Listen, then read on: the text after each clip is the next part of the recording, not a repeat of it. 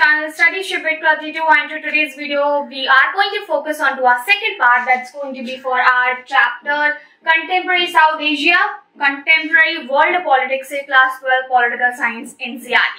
So this is part 2. Part 1 हम already कर चुके हैं. यहाँ पे I button आ रहा होगा, आप वहाँ पे जाके check out कर सकते हो.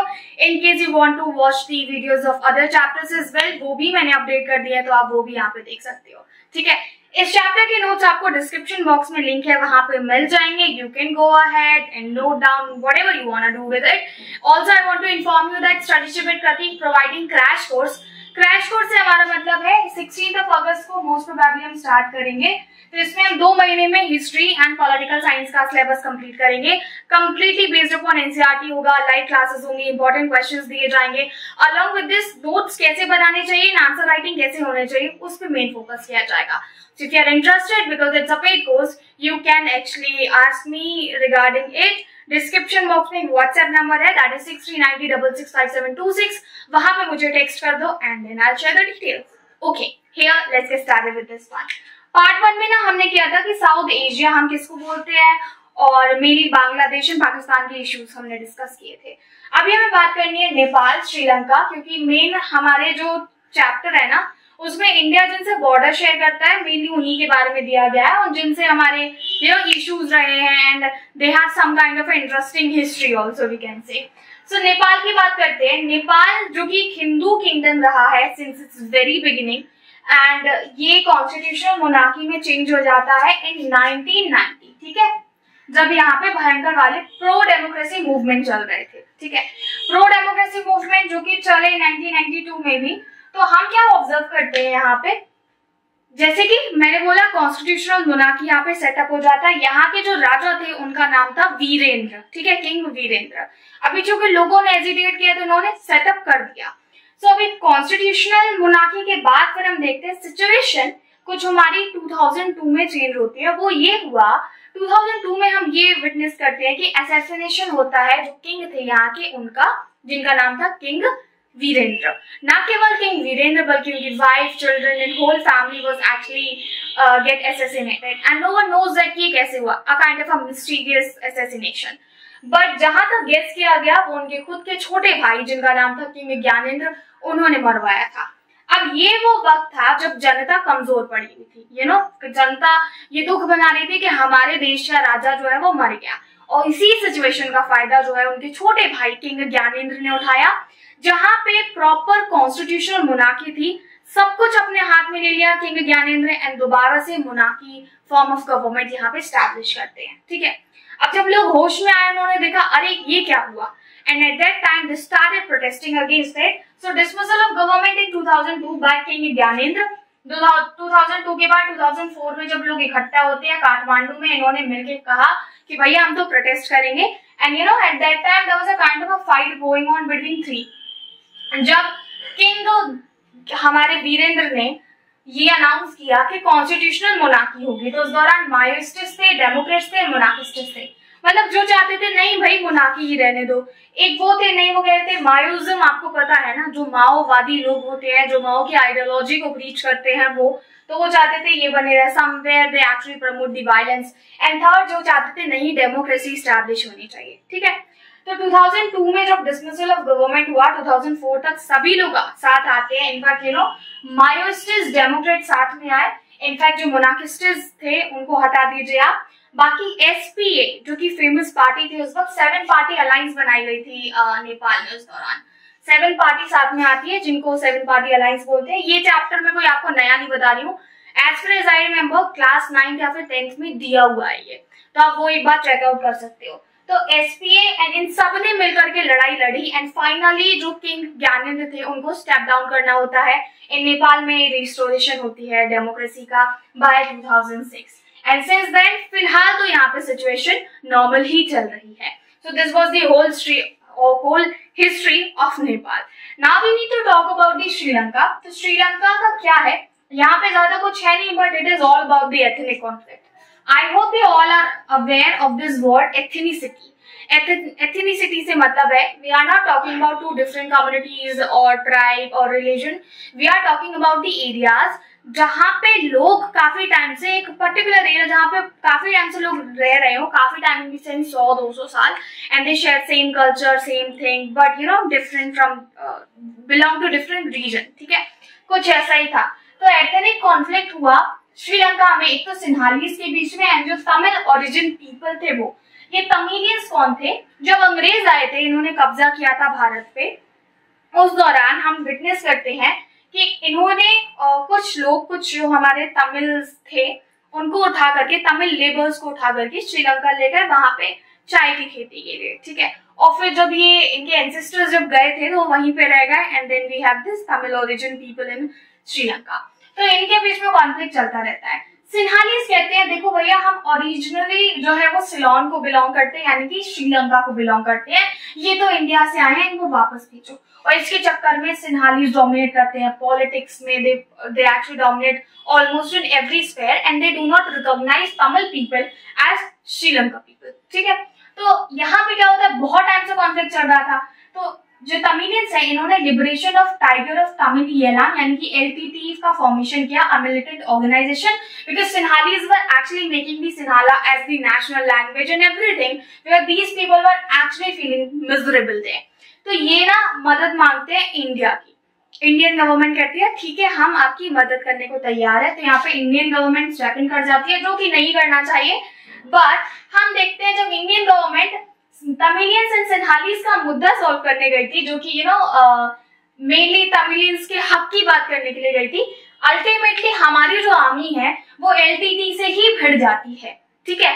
This happen actually by an accident, and then finally जो है हमारी जो पीस कीपिंग फोर्स यानी कि इंडियन आर्मी का जो ऑपरेशन चला था, पीस कीपिंग फोर्स श्रीलंका में जो गया था, उसको विदाउट फुलफिलिंग इट्स गोल वापस आना होता है 1989 में। एंड हियर वी सी कि यहाँ का जो सिचुएशन था वो और भी ज्यादा बिगड़ जाता है। So this was about the Sri Lanka. But अगर हम देखेंगे कि सिन्हालीज तमिलियंस का जो कॉन्फ्लिक्ट है वो शुरुआत से चल रहा है, अब भी चलता आ रहा है। ऑल ऑफ दिस जो इकोनॉमी है श्रीलंका की वो काफी अच्छे से फ्लरिश की in comparison to other countries जहाँ पे कई सारे इश्यूज चल रहे थे, but they were not able to perform well. Sri Lanka ने काफी अच्छा परफॉर्म किया। And here I have something interesting as well, but वो मैं हमारे नेक्स्ट टॉपिक में बताऊंगी। So let's see India and its other neighbors. बात ये आती है, अगर आप बड़ी कंट्री देखोगे इन साउथ एशियन सारी मेंबर्स में, तो आपको इंडिया ही मिलेगी। इंडिया बॉर्डर शेयर करता है हमारा नेपाल से, बांग्लादेश से, पाकिस्तान से, मालदीव से नहीं करते हम, but all of this, Bhutan से। सो नेट जो हमारे रिलेशंस है वो कैसे हैं? Let's talk about India and Bangladesh.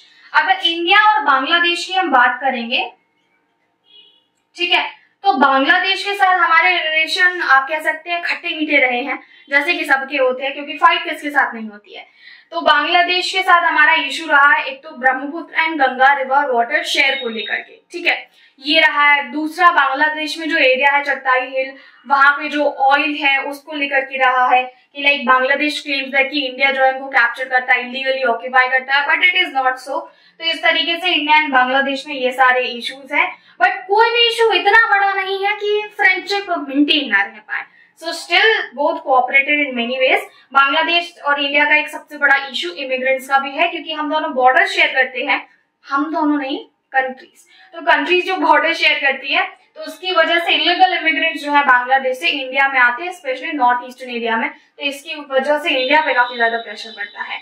India और नेपाल की बात कर लेते हैं। इंडिया एंड नेपाल के रिलेशन शुरू से ही अच्छे रहे हैं, बट करेंटली अच्छे नहीं चल रहे हैं। इतने अच्छे हमारे रिलेशन रहे हैं कि अगर आप बात करेंगे इंडिया एंड नेपाल की, तो हमें नेपाल जाने के लिए वीजा रिक्वायरमेंट नहीं होती है। इंडियन कैन एक्चुअली गो विया, लाइक हम किसी और पार्ट में जाते हैं इंडिया के, आई मीन से yes in that way.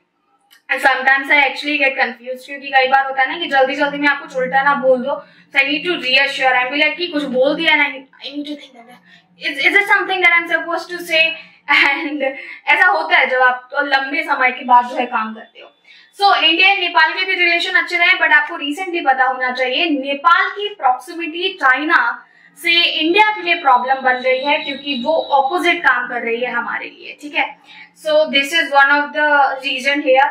Also Nepal के जो हमारे PM हैं, उन्होंने एक बहुत बड़ा स्टेटमेंट दिया था, दैट वाज कि भैया जो हमारे भगवान राम है ना, वो नेपाल से ही है, ठीक है, वो नेपाल से ही, उनका प्रॉपर प्लेस नेपाल से ही, और यहाँ पे इंडिया का अयोध्या ऐसे देख रहा है कि अच्छा ये वहीं के हैं।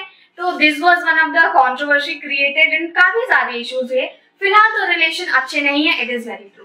नाउ लेट्स टॉक अबाउट दी भूटान। तो भूटान से हमारे रिलेशन अच्छे रहे हैं, वहां पे जो है हिंदू किंगडम रहा है, ठीक है। मोनार्की से भी हमारे काफी अच्छे रिलेशन रहे हैं, जो कि अब भी हैं।